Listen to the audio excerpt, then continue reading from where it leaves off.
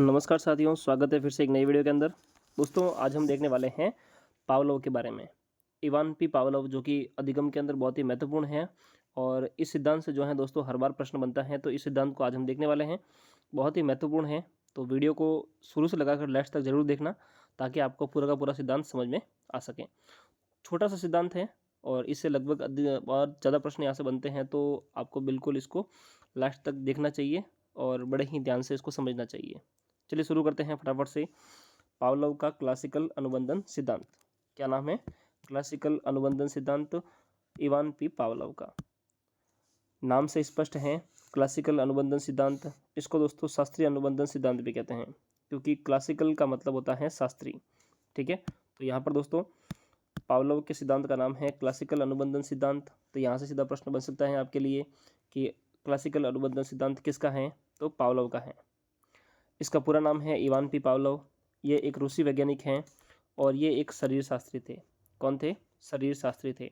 ठीक है दोस्तों, इसके अन्य नाम की बात करें तो हर एक सिद्धांत के बहुत सारे नाम होते हैं, वो आपको ध्यान रखने चाहिए।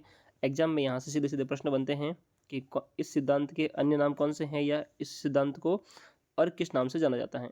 ठीक है, तो देखिए इसके कुछ अन्य नाम हैं जो कि आपको विशेष तौर से ध्यान रखने चाहिए। यहाँ से प्रश्न बनने की पूरी संभावनाएं रहती हैं।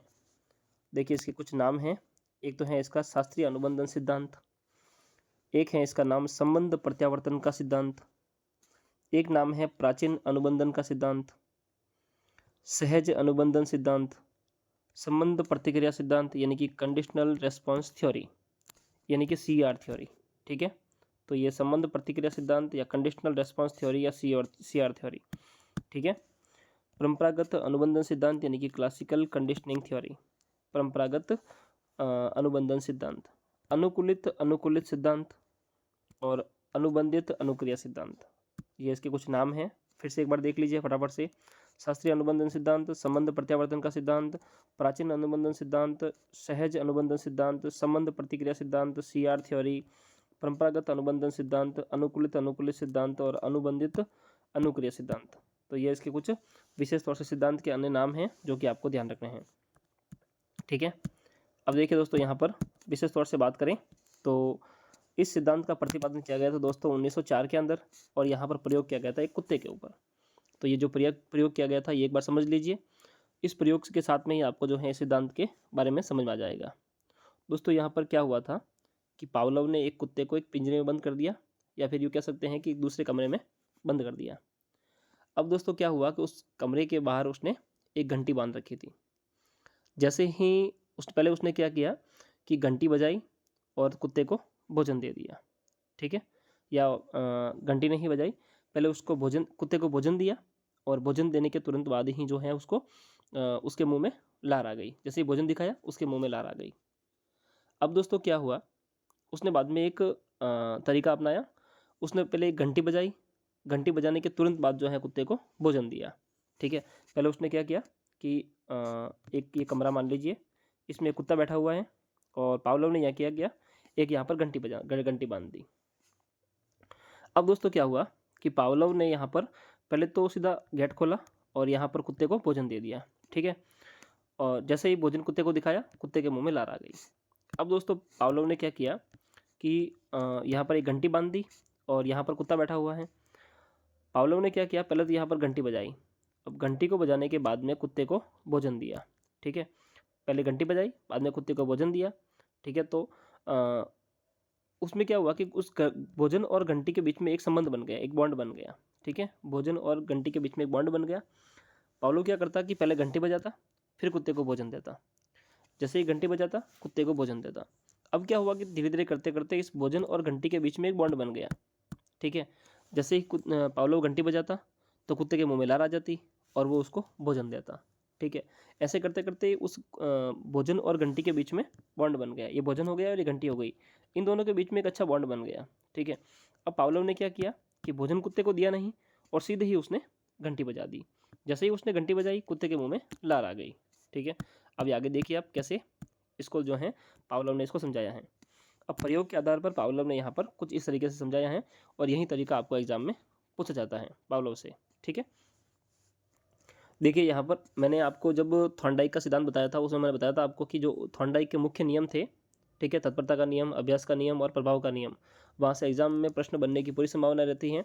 और यहाँ से भी इस प्रयोग के आधार पर जो है यहाँ से प्रश्न बनने की पूरी संभावना रहेगी। तो इसको भी बड़े ध्यान से देख लेना।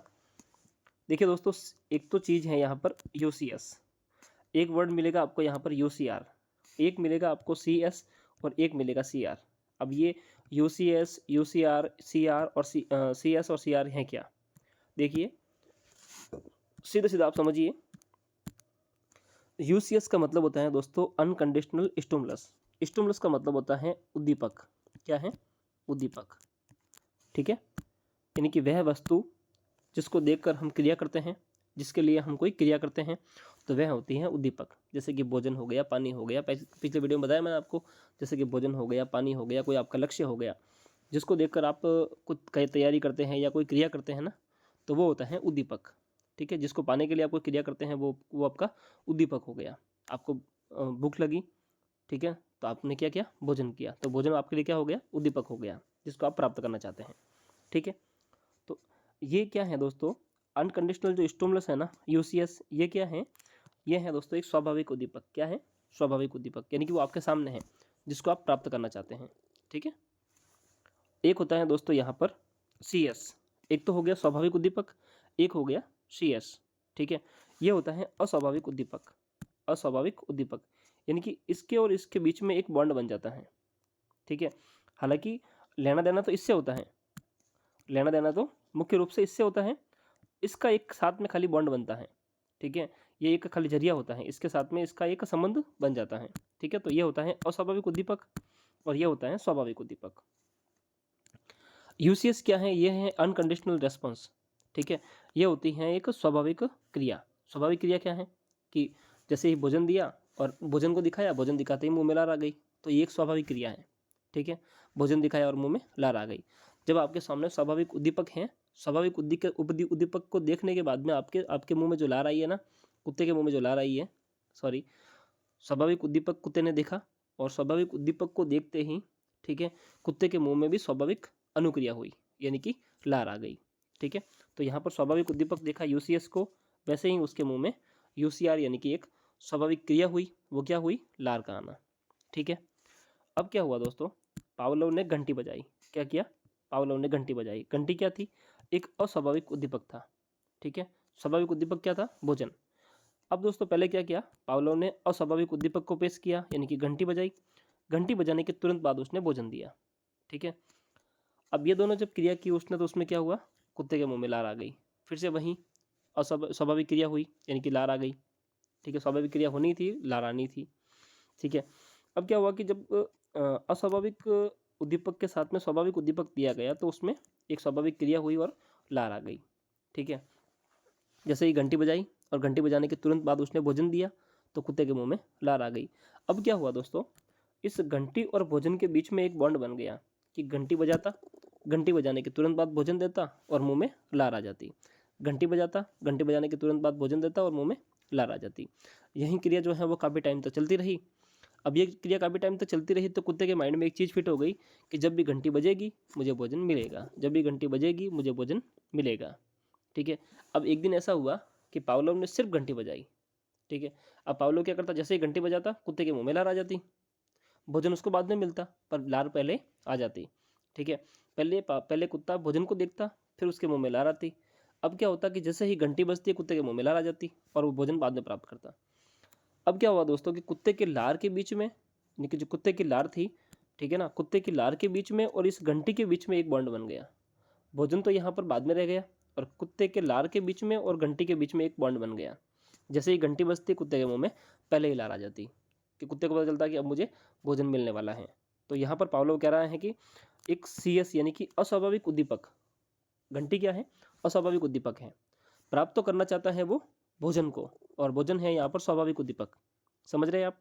भोजन है यहाँ पर स्वाभाविक उद्दीपक, कुत्ते को भोजन मिलना चाहिए, परंतु जब घंटी बजती है अस्वाभाविक उद्दीपक उसके सामने पेश किया जाता है।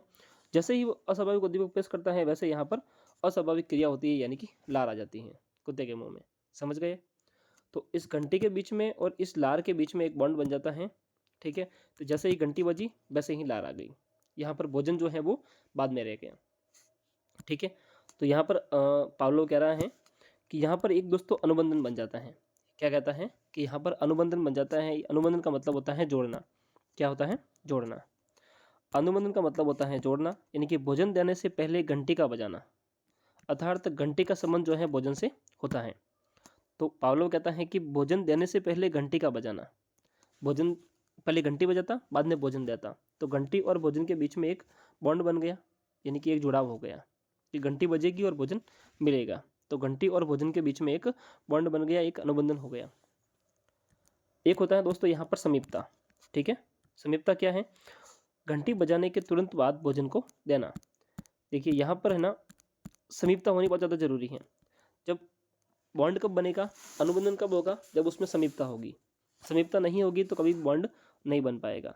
अगर पावलोव घंटी बजाने के 10-15 मिनट बाद अगर वो भोजन देता तो कभी भी भोजन और घंटी के बीच में संबंध नहीं हो पाता, कभी भी उसमें अनुबंधन नहीं हो पाता। तो यहाँ पर समीपता होना बहुत ज़्यादा जरूरी है। जब समीपता होगी तभी जो है वो अनुबंधन हो पाएगा। भाई पावलोव ने घंटी बजाई और घंटी बजाने के तुरंत बाद भोजन दिया, तो कुत्ते को इसमें एक माइंड में फिट हो गया कि मुझे घंटी बजेगी और भोजन मिलेगा। तो तुरंत बाद भोजन मिला ना, तो उसमें एक माइंड में फिट हो गया उसके, और ये जो एक अनुबंधन उसके माइंड में बन गया। ठीक है, एक शब्द दोस्तों यहाँ पर शब्दावली और आती है, वो आती है अनुकूलित अनुक्रिया। अनुकूलित अनुक्रिया क्या है? यानी कि प्रतिदिन होने वाली क्रिया या घंटी की आवाज़ को सुनकर लार का टपकना। जैसे ही वो घंटी की आवाज़ सुनता और उसके मुंह में लार आ जाती, तो ये क्या थी? एक अनुकूलित अनुक्रिया थी, यानी कि एक रेगुलर होने वाली क्रिया थी। ठीक है, एक दोस्तों यहाँ पर शब्दावली आती है, वो आती है विलोप या विलोपन।